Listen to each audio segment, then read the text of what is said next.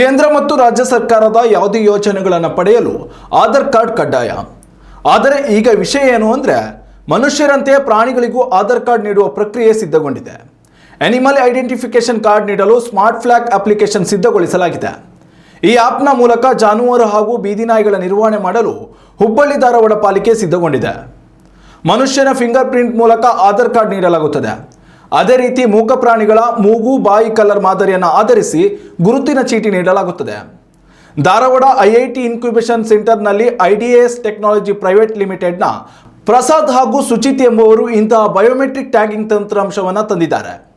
ಪ್ರಾಣಿಗಳಿಗೆ ಗುರುತಿನ ಕಾರ್ಡ್ನಲ್ಲಿ ನೋಂದಣಿ ಸಂಖ್ಯೆ ಹಾಗೂ ಸ್ಕ್ಯಾನರ್ ಕೋಡ್ ಒದಗಿಸಲಾಗುತ್ತದೆ. ಇದರಲ್ಲಿ ಪ್ರಾಣಿ ಮಾಲೀಕನ ವಿಳಾಸ, ಮೊಬೈಲ್ ಸಂಖ್ಯೆ, ಪ್ರಾಣಿಯ ಲಿಂಗ, ತಳಿ, ವಯಸ್ಸು ಎಲ್ಲವೂ ಇರುತ್ತದೆ. ಈ ಟ್ಯಾಗ್ ಅನ್ನು ಪ್ರಾಣಿಯ ಕಿವಿಗೆ ಹಾಕಲಾಗಿರುತ್ತದೆ. ಇದನ್ನು ಸ್ಕ್ಯಾನ್ ಮಾಡುವ ಮೂಲಕ ಪ್ರಾಣಿಗಳ ಸಂಪೂರ್ಣ ವಿವರ ಪಡೆಯಬಹುದಾಗಿದೆ. ಈ ಮೂಲಕ ಪ್ರಾಣಿ ಕಳ್ಳತನದ ಅಪಾಯವನ್ನು ಕಡಿಮೆ ಮಾಡಲು ಹುಬ್ಬಳ್ಳಿ ಧಾರವಾಡ ಪಾಲಿಕೆ ಚಿಂತನೆ ನಡೆಸಿದೆ.